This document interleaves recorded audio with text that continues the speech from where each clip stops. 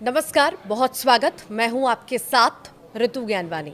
बात करने वाले हैं जेलेंस्की के यूएस दौरे की। कड़वी यादों के साथ वो पहुंच चुके हैं एक बार फिर से यूएस, ट्रंप से मुलाकात करने। पर खास बात इस बार ये है कि जेलेंस्की इस बार अकेले नहीं पहुंचे हैं। हॉट टॉक होगी भी तो पैरवी करने के लिए कई सारे लोग रहेंगे। अब सर भी हमारे साथ जुड़े हैं। कैसे देखे ये दौरे को? पिछली बार आपने देखा था जब जेलेंस्की पहुंचे थे यूएस, तो ट्रंप ने किस तरह से फटकार लगाई थी, खरी खोटी सुनाई थी।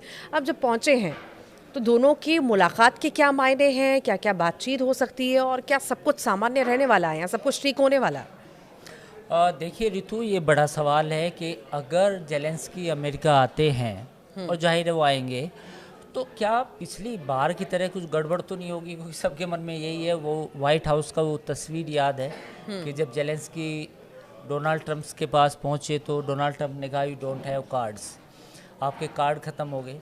तो इस बार मुद्दा थोड़ा अलग है, क्योंकि जेलेंस्की के साथ यूरोपियन यूनियन के कुछ नेता होंगे, कुछ और बड़े स्टेक होल्डर्स होंगे, और वो इस बात को तय करेंगे कि भाई अब जो पुतिन और ट्रंप के बीच में जो बातचीत हुई है, अब उसे कहीं किसी मुकाम तक लेके जाना है।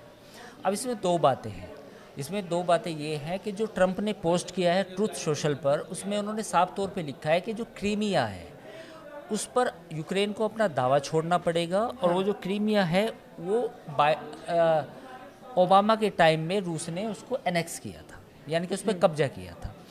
दूसरा उसमें पॉइंट ये है कि जो नाटो वाला जो मामला है जिस पर रूस भड़कता है, वो भी इस बातचीत से या पूरे इस युद्ध खत्म होने की शर्तों से बाहर है। यानी कि जो नाटो का एक्सपेंशन का जो यूरोपियन यूनियन चाहता है या यूरोप चाहता है कि नाटो का मेंबर यूक्रेन बने या और बाकी आसपास के जो मुल्क हैं वो बने, तो वो अब एक्सपेंशन बंद करना होगा। तो ये दो बड़े गतिरोध हैं जिन पर यूक्रेन को सहमति लेनी होगी, मतलब अपनी रजामंदी दिखानी पड़ेगी।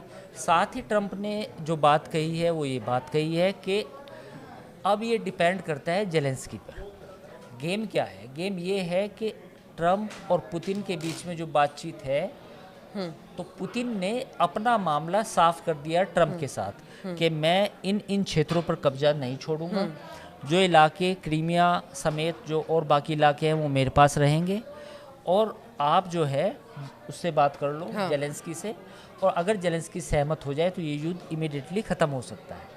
तो अब कहें तो ये गेंद जो है जेलेंस्की के पाले में कर दी गई है पुतिन ने बहुत शानदार तरीके से। अब जेलेंस्की को फैसला लेना है। अब जेलेंस्की और यूरोपियन यूनियन मिलकर क्या फैसला करेंगे, ये एक बड़ा सवाल है। वैसे क्रेडिट लेना पुरानी आदत है अमेरिका की, यूएस की, ट्रंप की। पर जिस तरह से पुतिन से लगातार संपर्क, बातचीत और फिर ये जेलेंस्की से मुलाकात, ये क्या वाकई में जो गाड़ी है उसको पटरी पर लेकर आ पाएगी? क्या कुछ ऐसा दिखता हुआ नज़र आता है क्या? देखिए, मुझे ऐसा लगता है कि कल जब जेलेंस्की आएंगे तो ट्रंप उनको साफ साफ बोल देंगे, क्योंकि उनकी जो लैंग्वेज है, आज जो उन्होंने पोस्ट लिखा है उससे साफ नज़र है कि भाई ये बात मान लो। हाँ। और ये बात मानते हो तो ये लड़ाई ख़त्म हो जाएगी, अगर नहीं मानोगे तो लड़ाई जारी रहेगी। तो एक तरह से धमकी भी है। ट्रंप ने एक तरह से जेलेंस्की को धमकी भी दे दी कि ये तो ये बात मानो वरना ये लड़ाई चालू रहेगी। तो अब मुझे जो लगता है कि जेलेंस्की को फेस सेविंग उस तरह से नहीं मिल पा रही है जिस तरह की उन्हें मिलनी चाहिए थी। ऐसे में मुझे इस बात के 30-40% चांस हैं कि शायद ये लड़ाई ना थमे। ज़रूरी नहीं है कि वो माने, बिल्कुल है, भले क्योंकि उन्हें ऑप्शन नहीं दिया गया है। ऑप्शन नहीं दिया गया है। और जो ट्रंप की कार्यशैली है उस पर लगातार सवाल उठते रहे हैं। यूरोपियन यूनियन के नेता उठाते रहे हैं, जेलेंस्की खुद उठाते रहे हैं। तो मुझे ऐसा नहीं लगता कि जेलेंस्की और यूरोपियन यूनियन उनकी बात मानेगा। पर जैसे कड़ा रुख अपना लिया है, ट्रंप ने क्लियर कह दिया क्रीमिया भूल जाओ, ये समझौते की बात कर दी है, यहाँ जेलेंस्की के पाले में गेंद डाल दी है, तो फिर भी ये दौरा मायने रखेगा? नहीं, दौरा तो मायने रखेगा। एक बातचीत होनी है जो ज़रूर होनी है। उस बातचीत में ये फैसला होना भी है कि भाई हमें मतलब ये बड़ा फैसला है लड़ाई ख़त्म करने का, तो इसमें तो आमने सामने बैठ के बात होगी। लेकिन इस बात की अब मुझे संभावना कम लग रही है कि शायद कोई सहमति बन पाएगी, क्योंकि जेलेंस्की और यूरोपियन यूनियन के जो 2-3 दिनों में जो बयान आए हैं उससे तो कहीं नरमी के कोई संकेत नहीं है। और जेलेंस्की के लिए बहुत मुश्किल होगा कि अपनी अपनी जो फेस है उसको सामने रखकर देखिए, अगर क्रीमिया पर कोई बात नहीं होती है और जो बाकी इलाके हैं जिस पे रूस का एडवांसमेंट है वो वापस नहीं आते हैं, तो जेलेंस्की के लिए बहुत मुश्किल होगा सत्ता में बने रहना। जेलेंस्की को फिर घर जाते ही, युद्ध खत्म होते ही इस्तीफा देना पड़ेगा। तो अब सवाल ये है कि उनका पर्सनल जो एक स्टेक है वो दांव पे लग गया है। तो ऐसे में मुझे इस बात के लगे कहीं ना कहीं ईगो जो होता है आदमी का, वो ईगो ना बाहर आ जाए। अगर वो ईगो बाहर आता है जेलेंस्की का, तो फिर ये मुश्किल होने वाला है। ये क्लियर ट्रम्प की तरफ से तो कर दिया गया है। यहाँ पुतिन भी यही सोच के चल रहे हैं कि हो सकता है समझौता हो जाए। इनके पाले में गेंद भी डाल दी है, नहीं मानते हैं, बातचीत होती है, लौट जाते हैं। मतलब उसके बाद कुछ खास उनके हाथ में, अब जेलेंस्की के हाथ में रहेगा नहीं अगर ऐसी स्थिति। बिल्कुल, जेलेंस्की के हाथ में कुछ नहीं है। जो ट्रम्प हैं वो सीधे सीधे तौर पे ये कहेंगे कि ये पॉइंट्स हैं, इन पर आप टिक करो, हाँ करो।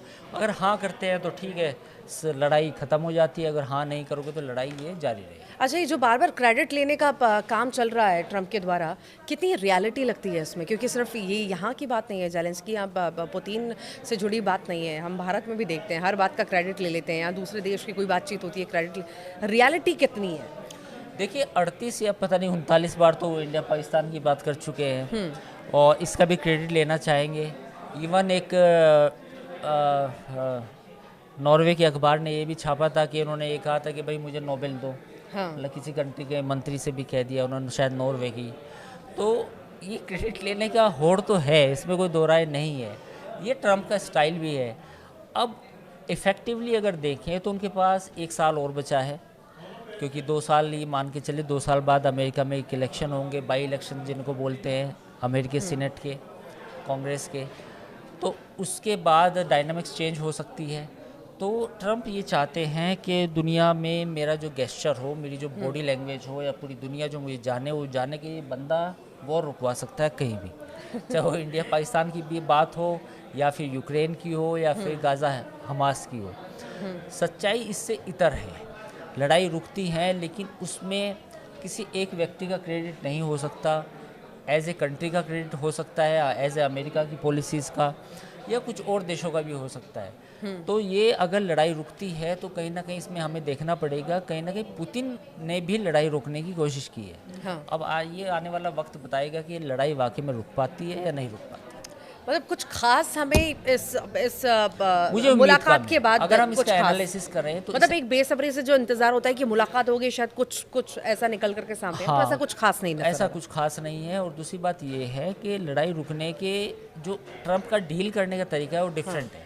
इसमें ये हो सकता था कि जब पुतिन और ट्रम्प के बीच में बातचीत हुई तो उसी समय जेलेंस्की को और यूरोपियन यूनियन के लोगों को बुलाया जाता तो शायद बेहतर डील हो सकती थी। तो अब इंतजार करना पड़ेगा कल तक का। मतलब ज्यादा बड़ा कुछ नहीं हो सकता, पर हाँ, होने को तो कुछ भी कभी भी हो सकता है। होने कुछ भी हो सकता है। फिलहाल नमस्कार।